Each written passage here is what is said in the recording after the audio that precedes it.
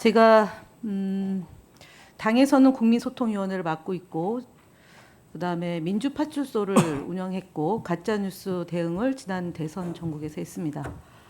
숱한 유튜브와 커뮤니티와 그다음에 네이버 댓글, 언론사 댓글을 통해서 이재명 후보를 악마화하고 또는 이재명 대표를 테러를 가하려고 하는 숱한 댓글에 대해서 대응해 왔습니다. 그리고 우리 당 소속 국회의원들이 억울함을 당하는 것들도 언중이와 그다음에 방심이, 선방심이, 그다음에 유튜브, 구글, 네이버 측에 심의와 민원을 넣었습니다.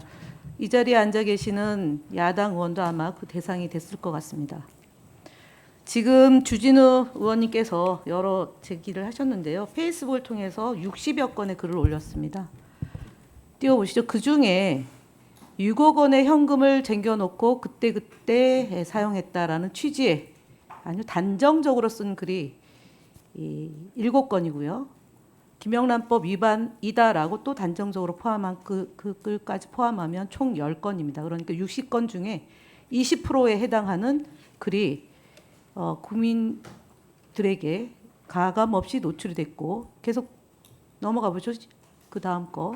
저기 보시면은 6억 원을 받아서 재산 등록 없이 쓰신 것은 국민 눈높이를 많이 모자랍니다. 구태 스폰서 정치에 물들어서 현금 6억 원을 국민 몰래 쓰고도 뭐가 문제라는 식의 마인드라면 김민석 후보자는 이미 자격을 상실했다라고 얘기하면서 사퇴 종용합니다.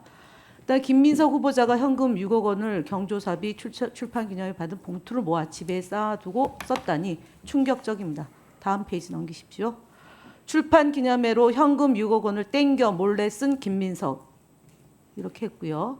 출판 기념회에서 책을 팔아 현금 6억 원을 챙겼다고 했다라고 돼 있습니다.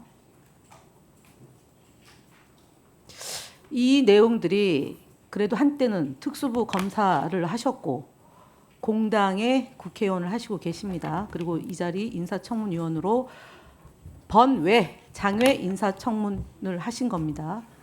그래서 이 부분에 대해서 사실은 인사청문회 과정에서 특정해서 후보자가 소명을 했으면 보통의 경우는 정정을 합니다.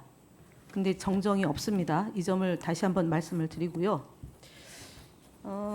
문제는 앞서 배준영 간사께서 종이신문 일부를 또 인용을 하셨습니다. 소위 우리가 종이신문이 대략 한 100여 군데 언론사가 있습니다.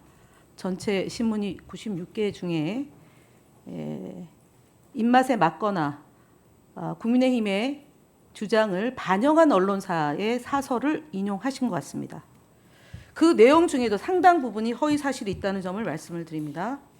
제가 그래서 앞서 위원장님께도 시시비비를 가려주실 것을 말씀을 드렸는데 옆에 계신 각규택 의원께서 제가 얘기하는 것에 또 끼어들어서 아까 잠깐 소란이 있었던 점을 말씀을 드리고요.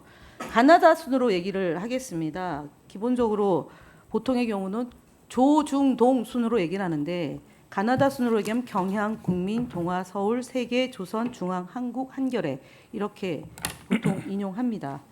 이번에 지금 말씀하셨던 아까 사설에 대해서 얘기를 하셨는데 그 중에 경향과 한겨레가 인용하지 않으신 것 같고 서울과 국민의 인용을 부분 발췌를 하신 것 같습니다. 제목을 안 쓰고요. 그래서 하나하나 말씀을 드리면 사설 중에 민주당이 반영되지 않은 중앙일보 사설, 야당이 증인 명단을 자꾸 바꿔 결렬됐다라고 얘기하면서 국민의힘 주장은 3줄, 민주당 주장은 1줄로 썼습니다. 편파 보도입니다. 그리고 2,000여 건을 제출했고 그래서 1,000여 건 가량 했으니까 50% 자료 제출을 했는데 그 부분에 대해서도 사실 보도가 아닙니다라는 점을 말씀을 드리고요. 그다음에 조선의 경우는 뭐 더 심각합니다. 그래서 조선중앙 조중동 했고 잠깐만 좀 찾겠어요. 잠깐만 멈춰 주실래요? 제가 자료가 지금 혼재돼 있어가지고 조금만 찾겠습니다. 그래서 잘 띄우지 않았다는 점을 말씀을 드리고요. 좀 바뀌었으니까요. 그다음에 경향신문은 의혹 규명 못한 김문석 청문회 야당 사퇴 멈춰야, 이게 사설 제목인데 이 부분은 뺐다는 점을 말씀을 드립니다. 여당에서. 네, 국민일보는 국정 능력 검증보다 개인사 공방 치우친 총리 청문회라고 얘기하면서 박규택 의원이 발언을 인용 보도했습니다. 그리고 민주당에 대해서도 비판적인 내용이 함께 실렸다는 점 말씀을 드리고요. 동아일보는 증인 0명, 김민석 청문회 의혹 그대로 내탁 공방까지. 여기서 어저께 검증된 내용이 반영되지 않은 채 그동안의 주장이 일방적으로 실렸다는 점 말씀을 드립니다. 서울신문도 의혹 역량 검증 아닌 편싸움 왜 하나 싶은 인사청문회 무용론을 제기했습니다. 그리고 세계일보는 의혹 해소는커녕 논란만 키운 맥 빠진 김민석 청문회, 시쳇말로 깡통 청문회라고 주장합니다. 그러니까 9개 사설 중에 뭐 거의 비등비등 반반이 여론이지 않겠나 싶고요. 그래서 오늘 여론조사가 어떻게 나오는지 봐야겠지만 그닥 그렇게 일방적으로 사설에서 더불어민주당이나 국무총리 후보자에 대해서 비난하지 않았다는 점을 하고요.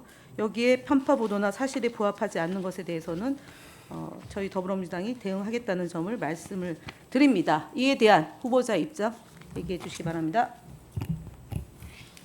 네, 결국은 이 과정이 저 개인의 문제라기보다는 국무총리 후보자에 대한 국민의 검증이 대신 이루어지는 자리라고 보기 때문에 저는 이 과정 하나하나가 소중하다고 보고 의원님들의 여러 가지 주시는 질문에 성실하게 답변하려고 노력을 했지만 부족함이 있었다면 다시 한번 좀 널리 너그럽게 이해해 주시길 부탁드립니다. 다만 저도 한 가지 말씀을 드릴 수 있다면은 적어도 청문회 과정에서 진행되고 일정하게는 최소한 소명이라는 표현에 대해서는 동의하지 않으시더라도 명백하게 사실과 다른 것은 누가 보아도 한 점 차이 없이 정리된 부분이라면 혹시 그것이 본인의 의도에 의해서든 아니면 착각에 의해서든 대외적으로 표명된 것들은 그것이 페이스북이든 유튜브이든 정리하는 것 정도는 어찌 보면은 굳이 법을 논하기 전에 기본에 해당하는 것이 아닐까. 그렇게 된다면 그렇게 해서 제기되는 청문회의 질의에 대해서 제가 조금 더 이것이 이러한 성실한 소명이 청문회에서의 국민의 이해와 검증에 도움이 되겠구나라는 믿음을 더 가질 수 있지 않았겠나 하는 그런 아쉬움도 있다 하는 말씀을 드립니다. 남아있는 기간 동안 더 성실하게 하도록 노력하겠습니다.